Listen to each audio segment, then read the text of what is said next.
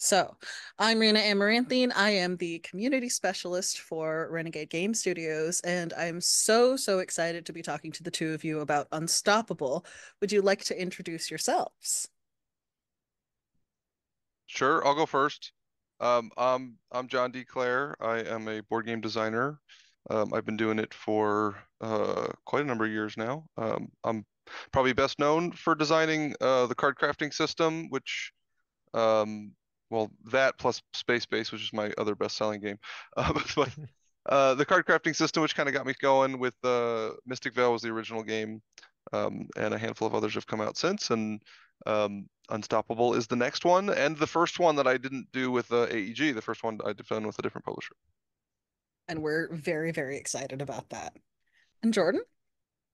Yeah. My name is Jordan Johnson. I work with Rigor Creative, and I'm one half of the development duo hired by Renegade to work on Unstoppable. The other person who is not here with us right now is Jonathan Brigger.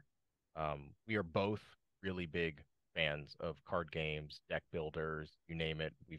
Between us, we've probably played it. I personally have a background in video game development, mostly in the mobile sector, and I have a lovely dog named Pocket who might Oh, make an appearance in Unstoppable if you're perceptive enough. that's fun. That now I've got to know because I do have the prototype here with me. Oh, So oh, So if then I start you looking have for a maybe start I looking just for a dog somewhere in start there. looking for Pocket. Yeah. your hint is that she's quite loyal. Oh, that's so sweet. That's so exciting. And like I am super excited to like have this, and I made them send me the prototype a little earlier than I would have because I was like I need to play it. I need to get down with it because I had not played a card crafting game before. Yeah. So it was a very interesting new experience and I really enjoyed it. So the Yeah. first question that we've got is what was the initial inspiration for the game design? Yeah, this one actually goes way back. It depends on where you want to start the timeline for this design. But if we want to go way back to the beginning, I the first time I played Dominion, which was 2010, um, probably similar to a lot of people's early Dominion experiences. They played it and they really enjoyed um, building a deck that could just draw cards and play cards and draw cards and play cards. Um, and then they realized that that's not actually how you win the game. It's just it's a path to potentially winning the game, but you actually need like money and victory points. And I was personally the first time I played Dominion. I have great respect for that game, and I very much like it now. Um, uh, and understand why its design works that way. But the first time I played it, I was like, I don't want to have to make my deck worse in order to win. I just want to keep making my deck better, right? And there's that transition in the middle of Dominion. Yeah. So the original inspiration was to create a game where the goal was to draw cards, as opposed to goal was to get victory points, and card draw was just a useful um, thing. The goal, in fact, was to draw cards in the. So I wanted a game like that. And the plan was not to make a solo game. I did make a multiplayer game where the goal was to draw a lot of good cards, and it quickly ran into the problem of uh, uh, your turns. A really good turn goes on for a very long time, and which is fun for the person taking the turn, but not so much fun for everybody else. And I was like, that was cool, and then I shelved that idea for like 5 years, and then came back to it with like that idea was cool. Maybe I can add card crafting to it and just make it a solo game. And then I decided to include the two-player cooperative mode also, which I found was for me as a gamer was important to include because I like playing two-player games. But that was the original inspiration. Credit to Dominion. Yeah. Shout out to Dominion. Okay, so Specifically, let's so shout out to the village card in Dominion, where it's like village to village to village to village to village. we've got your chain effect going. Yeah, it's That's great. right. Yeah, yeah. So let's sort of move along the like timeline then of the game. So you had the idea, you shelved it for a while, you came back to it after you'd done Mystic Vale and things. Uh like where how what says space? What was like we're gonna go to this new star system that I'm creating. That was a conversation early with Renegade when they were prepared to move forward with the game, and we're like, okay, let's talk about cool themes. The theme I had had on the game was a somewhat generic fantasy theme, but the gameplay was adaptable enough to any theme that makes sense with um, fighting and items and crafting and stuff like that, right? So that could be different settings, and we talked about the experience of the game is a feeling of uh, sort of potentially becoming unstoppable, right? Of going from somebody who's like struggling to survive each turn to someone who has the potential to become extremely powerful while also facing sort of an onslaught of baddies. And we talked about other things, and I forget the exact details of why we landed on sci-fi as opposed to something else. Um, but um, yeah, the conversation ultimately was like we want it sci-fi magic as opposed to like we want more Star Wars where it's like magic with Hmm. sci-fi as opposed to Star Trek, which is like science with sci-fi. Yeah, and I think So, the game captures that really, really well. Uh, Jordan, what step do you enter? Like, at what point do you enter this process? Yeah. So we enter this process as developers shortly. I think for this one, we entered shortly after, John, you added bosses to the game. Like when we got the prototype, like you just added that into the game, and you're like, hey, we have the system, it works, but we need help developing it, like more bosses, more creatures. Well, first making sure the bosses worked. Spoiler, they did. More creatures, more cards, and then just like number tuning as well, making sure that the economy is balanced and people are getting what they pay for and they actually feel unstoppable by the end game. and you skipped heroes also. I think so. Heroes, yeah. The version I had gotten to was functionally the same as the current version playing against the Harbinger boss, which is your intro boss. And then I had a couple other bosses that worked similarly but had some variety to them. And Jordan and John Briger did a great job of sort of taking those other bosses and making them even more unique and varied. And we didn't have heroes. We talked about heroes. That was one of the things I was like, this is a thing that I would like to add. That would be cool. And you guys sort of took the design reins on adding those hero variety to the game also. Yeah. Yeah. Yep. Yeah, that was, I remember, yeah, the bosses were new and the heroes were something we wanted to do. And also just like based on the feedback that we got from players, they also asked for Yeah. more boss variety and heroes. And we got some really positive feedback from just even the rudimentary ones we just threw together on a playtesting day. People were just like really, really liked it. That's really cool. And that actually is one of the questions that I have on my document was how did playtesters react to the game? Actually, I guess before we ask that, how does playtesting work for a game like this? How many like iterations of playtesting does it need to go through? Oof. Yeah, so that's a hard question Mhm. because um it really depends on the game, and this game is very complex in a good way. It's there's a lot for you to chew on, and so the sessions themselves tend to take a decent amount of time for them to play out. Um, Often because most of your playtesting is with people who've never played before, right? yeah, And yeah, that which first play experience with a game like this is 40% longer than your mhm, next game, right? yeah, You're like Mhm. after you've played 3 times, literally your game is half as long as your first yeah, game. yeah, yeah, which I'm sure we've experienced with pretty much every Un- board game. And Unless anything, yeah. unless you lose really fast, which also can happen in your first game. Yes. Yeah. We did have a couple Winning really does quick make the game losses. longer. Hmm. Uh, yeah. Yeah. Yeah. So there isn't a target number that we need to hit. It's really more of we have some questions and we have some ideas we want to explore, and there usually becomes a point where it feels like you're kind of like you're digging and you're like mining for something and you feel like you hit cool. I think I've mined out this vein. There's nothing more for me to get from here. Let me take a step back, reset, and kind of like try a new direction. Like either and then assess what we did find. Like was it what worked, what didn't work, and then like kind of move on from there.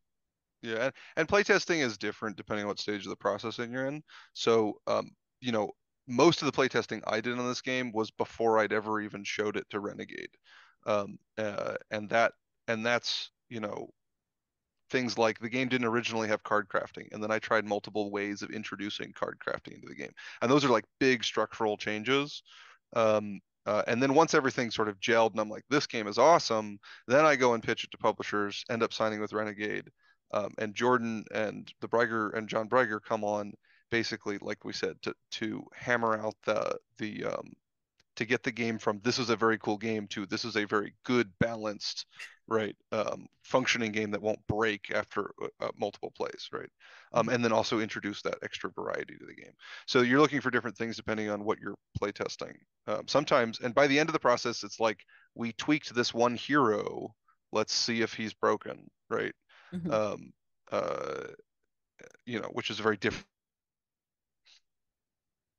All right. Another question that I've actually gotten this a lot from the community. You've described the game as a roguelite momentum deck builder. Do you want to sort of like walk us through that, what that means, how you came to use that term specifically? So the roguelite part, I think, will potentially generate some disputes in the online comment forums of what people think that term means. Um, in For me, in this case, I mean it. Uh, this game will give you the feel if you've played something like Slay the Spire, right? This game will be the pacing and the flow of this game is reminiscent of that, in that you essentially you go through a round where you fight monsters, then you have a round where you have a chance to upgrade and make some choices, and then you have to get through another fight of monsters, and you have the same life pool from the beginning to the end of the game that can diminish, or you could get some of it back. But generally, it diminishes, and you try not to die. You try to win the game before you die. Um, so in that sense, and it has that sort of progression. And then if you lose, you go all the way back to the beginning and you start over, right? Um, the definition of what a roguelite is means different things to different people depending on what their first roguelite type of game was, right? And then there's the ongoing debate of like what's a roguelike and what's a roguelite. Uh, I will not step too far into that conversation. I think if you don't think it's a roguelite game, hopefully you'll at least agree that it's like, yeah, it is similar, right? Mhm. Um, in terms of momentum deck builder, a momentum game is just a term I just made up, but I thought it was a useful term, specifically in the context of this deck builder, to sort of describe the experience of playing the game. So I have sort of given the momentum term a definition of like the game does not feed you your resources. Mhm. The game, like the standard, so it's sort of in the context of a deck builder, it breaks sort of the standard expectation of draw a hand, play that hand, then your turn is over, then you draw another hand and you play that hand, right?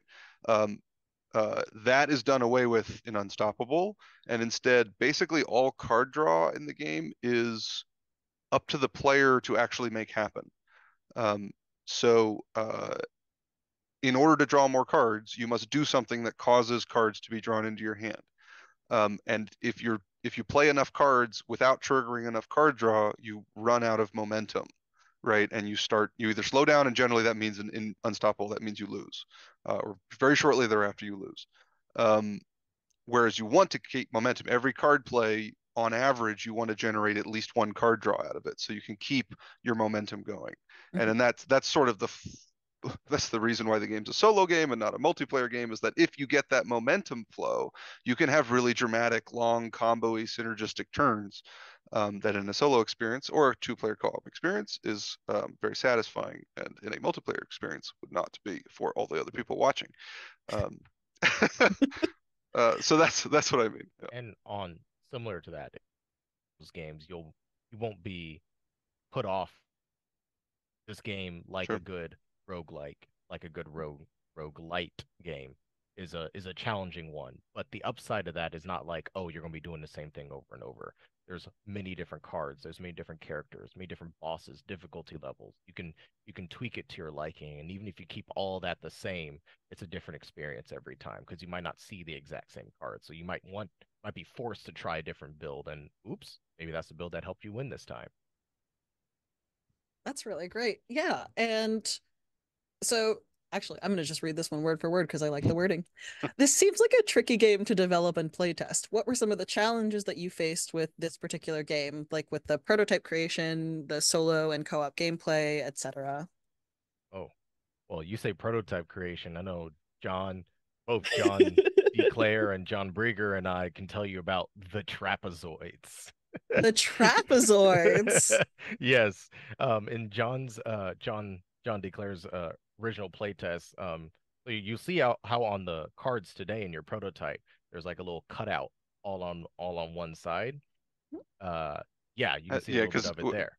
yeah, exactly. And Yeah. and both potential abilities slot one at the top of that little cutout and one at the bottom of that little Mhm. cutout. Yeah. Yeah. And so it's great when you have like a printer that can make those die cuts for you. When you don't have a printer, you have to do all those die cuts by hand. And in the prototype, they Oh. weren't all on one side. So Yeah, and my they were original two on prototype, either side. yeah, each one would go on opposite sides. Yeah. So yeah, so we would ask John like, "Hey John, like this is painful. What do you do?" You're just like, "I just do it. I Pick just put on pick a Netflix good and do TV it." show, put it on in the background, and get to cutting. Yep. Thankfully, none of the players have to do that. Like we bled, and actually, my partner John Brieger actually literally cut himself while cutting with prototype and bled for this game. And I thought the sleeving was tedious. Although Yeah, the no, go ahead. I was just gonna say I have continually failed to design games that are not a nightmare to prototype. Um, I just building prototypes for another card crafting game. Card crafting games are a nightmare. People often ask me why haven't we seen more card crafting games come out since you originally released Mystic Vale? And I think the answer is just like it's just such a nightmare to make the prototypes that people have ideas and then they're just like I don't want to do that. You've got to really work to make hmm games. hmm Yeah. But on that topic, actually, so this is a little bit different than your previous card crafting Yeah. games in that instead of the acetate cards, you've gone with the cutout. hmm Was there like a specific thought process behind that, or was there like a specific thing that made you shift in that direction, or was it experiment? It so my prior ones with AEG were done with plastic cards, like with transparencies and stuff. And we could have done that here. Um, the there's a number of bullet points to explain why this is a potentially better method, but it's not going to work for all games, right? Sometimes the card crafting just has to require a card that is not doesn't have weird cutouts. Um, but one thing is those plastic cards are more expensive to make. So a solution that does not include plastic cards will have a cost advantage. Um, the second thing, as much as Jordan wants to laugh about this prototype being a nightmare to make, it's more of a nightmare to make a game with plastic cards that you have to sticker because even though you get all the plastic, so if you if when you're making plastic cards games with transparent cards, you need to get the big sheets and then cut them into card sizes, right? And they're these giant transparent sheets that I would get that are like this big. And now you can actually order transparent cards. It's more expensive, but you can actually order size transparencies. But originally, like my prototypes, I would get these big sheets of plastic, transparent plastic. Then I have to pen in card sizes and then cut them. And by the way, cutting on a transparent sheet is hard because you can't see the line because it's transparent. So you got to like hold it up to the light and cut it. Anyway, and then you got to print out the stickers and then you cut the stickers and then you got to stick on the stickers. So anyway, being able to get away from that from a prototyping standpoint makes the prototype easier, even though this prototype was way worse than just still cutting out normal size cards or normal shaped cards. So that made prototyping easier. And then if I could find a method that was easier to prototype, the method that I got me to easier prototypes also would work from a manufacturing standpoint. It would help on the costing side. Those are the main two reasons. Yeah, It's a lot of fun, I will say, having the cutouts and being able to stack the. I'm probably gonna during our break stack up one demonstrate. of the cards so we can Yeah, see. Yeah, because I think they're just really, really cool. yeah. Okay. So now we're in the category of questions for everybody. So this is a solo game or a two-player co-op game. Can you talk about how the experience is different between like a solo or playing with Yeah. my pal? Yeah, I can touch on that. So in solo, this works like if you've played Mystic Vale, this works like a big solo, almost like a very puzzly type of an engine. It has a bit of an engine builder like DNA within it, um, and like what John called it, momentum based build to it. And so when you're by yourself, you have to work on that momentum. You have to like jumpstart your own engine. You have to like pull that drawstring and like get your lawnmower going. Um, when you're in co-op, the big benefit is that you can actually help your partner jumpstart their engine and they can do that to you. And so you have this really cool like back and forth. So the core way of drawing cards in this game is defeating monsters. So when you defeat a monster, like you flip it over and that's the card that you have crafted on the backside of it. So if you don't defeat any monsters, your engine kind of stalls out. But when you're playing in co-op, like maybe your partner has a really good card locked behind one of those monsters that they can't quite kill. If you can kill that for them, they draw that card. And so that gets their engine going. And that's how you can like really play off of each other in co-op that you can't do solo. And that's actually like the only rule change, pretty much, from co-op to solo is like you're basically in co-op, you're playing your own game, you're doing the own thing, you die in the same way. And the only way you can help your opponent is by attacking their monsters to kill them so that your opponent can draw that card. But like that's huge because card draw is everything in this game, right? So that one slight change, that one element you can sort of interact with each other becomes a really big deal where someone's like, I can't kill this guy. I need that card to get my turn going. And you're like, wait a second. Okay, I can do this first so that you can get that card so that you can then help me. And that sort of creates all that interaction. Yeah. The one note there is that co-op, if both players have played before and are reasonably experienced with the game, co-op is a bit easier than solo because of the Mhm. interaction.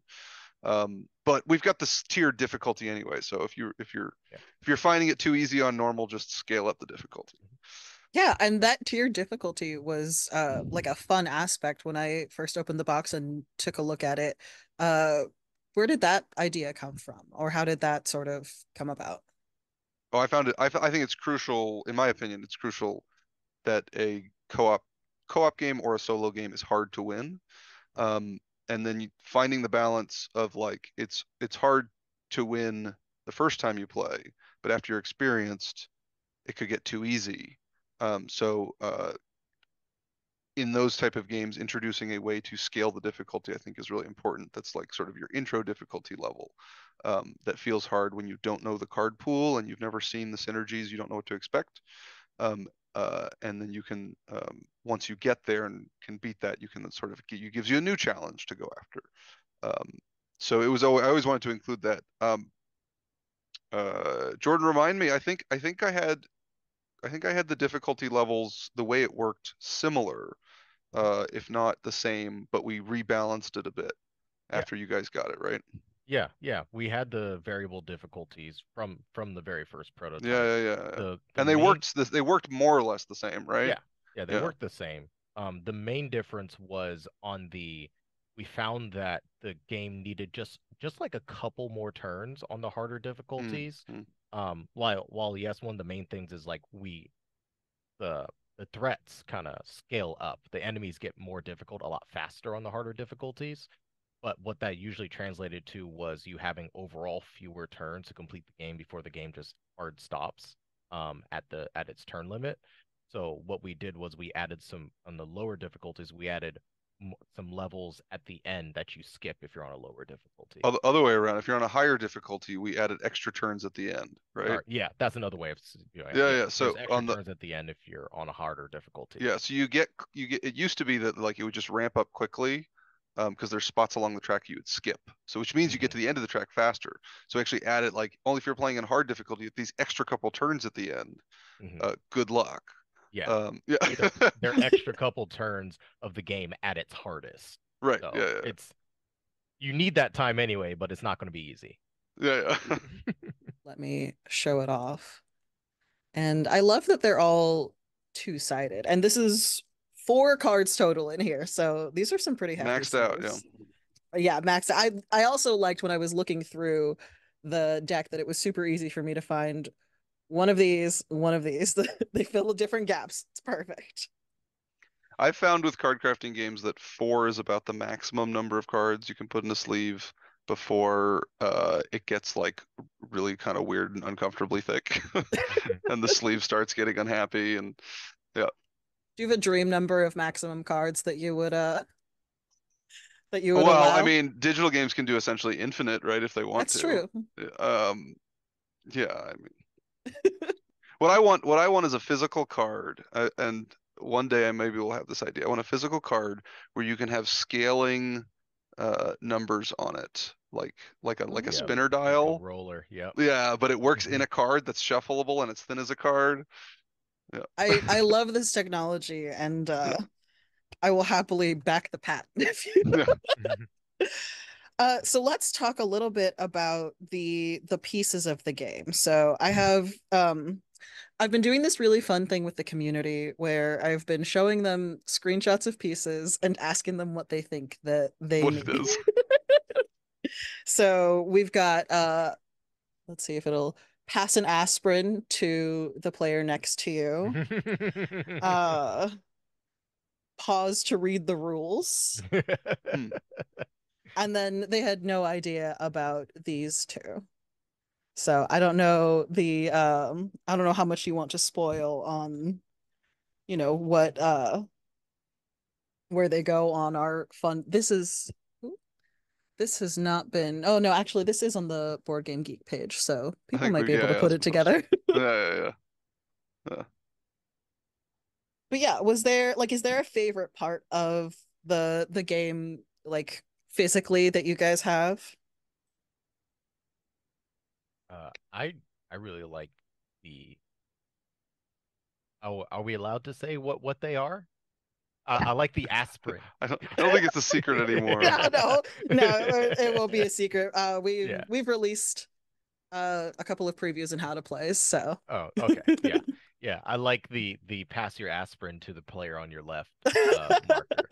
It's it's how we denote what level you're at and what I guess te train train slash temporary level you're at, though that big and small disc. The one with the aspirin on it is the one that you move ahead to show like what level you temporarily trained up to. And I think that's a really cool mechanic because um it allows a game where you need to level up and you tend to end at around turn I mean not turn, Level around level 4. Yeah. 4-ish. Mhm. It gives people that build for those train ability is what the aspirin symbol signifies. It gives them a reward for doing that. Because yeah, it's cool if you're like level 1 and you get to play a level 4 card, but once you get level 4, like where do you go from there? And that's where level 5 and 6, those tend to be the rewards for people built into that. Yeah, and Yeah. that's a lot of cool. That's a lot of cool. That's a lot of That's fun a and lot really of cool. cool. This game is a lot of cool. What about you, John? I mean, I'll just take this time to say what a good job I think the team in general did with the visual for the game. It's got a sort of gritty sci-fi feel, which I particularly like. I think the graphic aesthetics are good. The art, the team that did all the art did a really good job. Good varied art. Banana Chan did great job Mhm. creating the world for the game, Yep. kind of out of scratch, and Dan, giving it life and feel and sort of feeling and emotion and characters, and yeah, just all around good stuff. and Dan also helped to direct a lot of the art too. Dan did a ton of art direction. Yeah, he did a great Mhm. job. Yeah, Yeah. and Dan sort of led the whole process in that Yeah. respect. Yeah, Yeah, like John Brigger and I, like we gave some like initial ideas on like what we thought the art should that's right.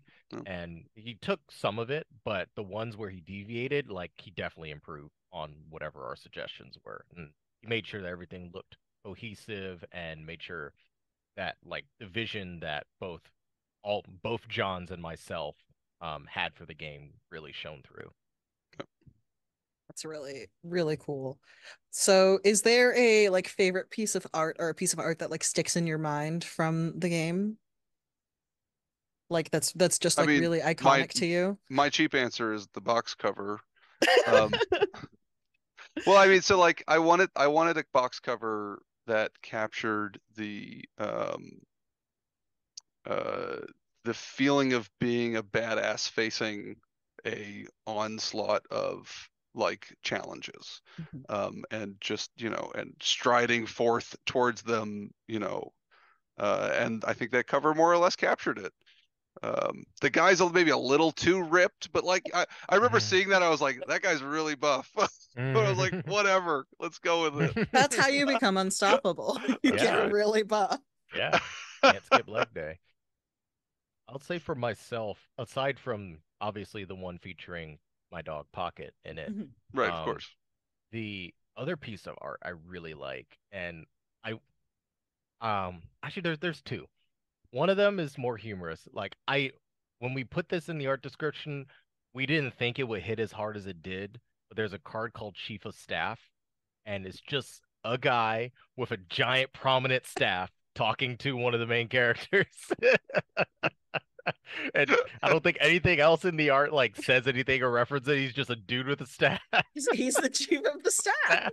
Yeah, really dumb joke, but I love it. And probably the other one that I really like, and ended up working very well, was there was a cycle of cards that were called like X meters under, Right. and it's about how like there's something buried underground, and then each in each part of the cycle the number gets bigger, and as the number gets bigger the art sort of zooms out and reveals more about what you're actually looking at. It's cropped real close, and then it kind of zooms out and really shows like a more intricate scene than the first card like hints at. And I thought that one was really oh gosh, I can keep going. There's like another one that I really love, that's Yeah. the um God, I forget the name of it, but it's there's one where we show the Silver family, and you see the Silver family portrait, and there's one where you show like there's bad blood between Kai and their sister, and then there's another one that's called like I think it's called like Uncover a Secret, and you can see someone like wiping off a part of the portrait to reveal like a family member that like a lost family member in the portrait. I thought that was really cool. I know that one was not what we wrote in the original art description, but what Dan did with it was way better. That's so like I've seen the piece that you're talking about, and I'll like be able to like cut it in when we make the video. And like I also thought that that was just like a very good dramatic touch of the family members and the faces covered in blood, and like oh my gosh, especially once you read like the story that Banana wrote that comes with Mhm. this, which I am very, very excited to show people because it's Mhm. not out yet. But we're going to end up putting it on the blog probably a week or so before the Kickstarter Good. so that everybody can read it and get a taste for that. Yeah, and Banana was a big part, especially early on, in the development cycle, because we use their backstory as the jumping off point for a lot of the cards, and especially some of the bosses that you see were Mhm. inspired heavily by Banana Chan's work, and so we just built on top of that and kind of just brought that to life. Yeah, I love the bosses. I mean, you might say like there's only three, but you can play them in like drastically different ways. I'm holding the triumvirate backwards, because of that like leveling system that we talked about. Do you guys have a favorite boss of the three? Um, John, I've been talking a lot. Please, you go. I don't think I do. They kind of fit what they're trying to do well. The Harbinger is very straightforward. It gives you that the it doesn't get in the way of the engine of the game at all. Or I should say, it doesn't distract you from the core engine to learn it. And then but once you've kind of got that, then the other ones give you a layer of flavor that adds on. Now that you're not sort of figuring out how the core loop works, now you get into the flavor a little bit more with the other ones. And I think we did. I think the guys did a really good job with it. Yeah. Yeah, I thank you, because the Harbinger boss was, like we said before, was basically what we got from your prototype, and we just combined every all the best parts from that prototype, and that became the Harbinger. and then we saw design space to really expand on this new bosses concept. And so that's where John Brieger came up with the Triumvirate, which is a crime syndicate that has three legs to it, and you need to take down at least two of those legs before you can take down the Triumvirate. And then the one I came up with was Duomo's Menace. The That one, crazy ambitious one, yeah. That's yeah, my favorite boss, I will say. I mean, it's the most intricate and most interesting for sure. Yeah. yeah, yeah. Don't It's start with it though. Do not. do not, Yeah. please do not start with it. And because I said that, if I was in the audience hearing that, I'd be like, all right, I'm starting with Yeah. Duomo's Yeah, Menace. But it's a choose your own adventure style of a boss that will take a that will take you through a journey trying to defeat one of two space pirate androids that are made by Andrea Duomo, and that's why they're her menace. She's not happy about him. She's No, not happy. he didn't intend for them to be space pirates. All right, then I'll ask our last wrap-up question, and then I'll let you guys, like, if you want to talk about anything that I didn't get to cover. Uh, who do you think are going to be fans of this game? I mean, I suspect the people who will like this game the most are uh, people who enjoy card synergies, games with card synergies, and that's a big category. Um, uh, People who enjoy the CCG sort of experience, I suspect those people will be fans of the game. Deck builders, particularly the more combo-y, synergistic variety of them. And then people who just like a really good solo puzzle to try to figure out how to sort of tightrope walk your way through turn to turn survival. Yeah, yeah, I agree with that. It's people that really like having a game that has a lot of, I will say, earned complexity. Like Mhm. there's a lot going on in this game like you would in a game like Magic, but like in that game, it earns that complexity. There's a reason to do it. It's not busy work. It allows for very intricate combos, allows for very intricate strategies and um ways for the games to play out so that way they just don't feel the same every time you play. And that tends to be what keeps people coming back. And then people who like to have a good challenge, like John said, you want to have a solo game with a solid challenge, or else you'll master it too quickly and then toss it because like what else is there? So people that are looking for that something to really sink their teeth into, I think they'll really enjoy this. Yeah, I mean one of my favorite parts about this game is when you start a turn where you're just like, there's no way you're gonna survive, right? And I've in the playtesting process, I would watch other people play. I'd often do at a playtest day, I'd have two people play co-op together, and I would sit there and watch them, and they'd start a turn, and they'd be like, "Well, this is the last turn, but let's see what we can do." And then somehow they'd scrape out us. They'd like, "Wait a second, if you kill that guy first, then we draw that card, and then that card could help me do that." And then like, "No, we survived." And then the next turn, like, "Okay, well, we're gonna definitely die this turn." Right, and then that like they keep scraping by, right, and that experience is really fun. It's that momentum. That's right. Well, that was all the questions that I had for you guys. Is there anything that either of you want to talk about? Anything that you feel like I didn't talk about enough? Any things you want to flaunt about the game? I think I'm good. I think more if people have more questions, we will be available to answer them during the campaign on BGG, etc. Um, uh, and yeah, Oh my gosh. Especially once you read like the story that Banana wrote that comes with Mhm. this, which I am very, very excited to show people because it's not out yet. But we're gonna end up putting it on the blog probably a week or so before the Kickstarter Good. so that everybody can read it and get a taste for that. Yeah, and Banana was a big part, especially early on, in the development cycle, because we use their backstory as the jumping off point for a lot of the cards, and especially some of the bosses that you see were Mhm. inspired heavily by Banana Chan's work. And so we just built on top of that and kind of just brought that to life. Yeah, I love the bosses.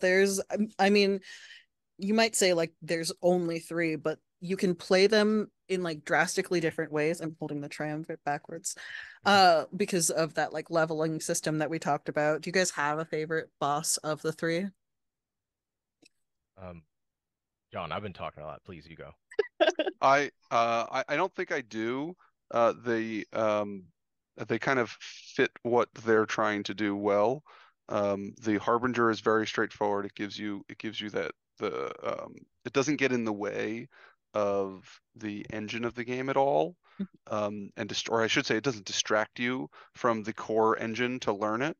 And then but once you've kind of got that, then the other ones give you a layer of flavor that adds on. Now that you're not sort of figuring out how the core loop works, now you get into the flavor a little bit more with the other ones. And I think we did. I think the guys did a really good job with it. Yeah.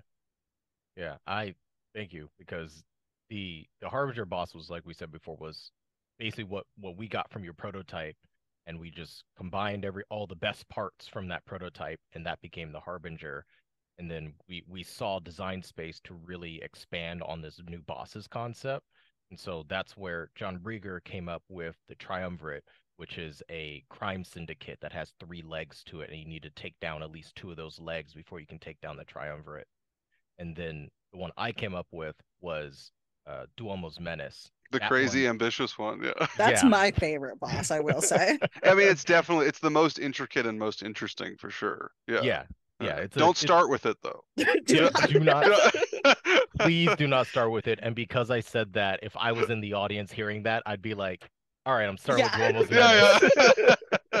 But it's a choose your own adventure style of a boss that will take a that will take you through a journey trying to defeat one of two space pirate androids that are made by Andrea Duomo, and that's why they're her menace.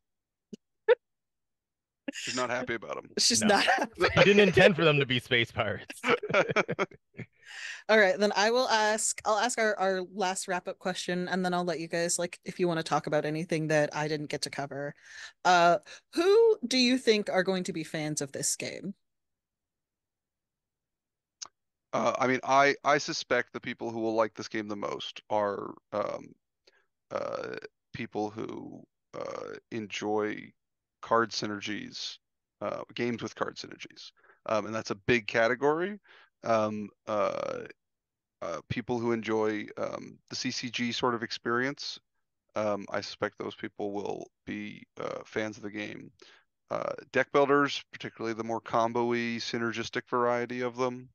And then people who just like a really good solo puzzle to try to figure out how to sort of tightrope walk your way through turn to turn survival.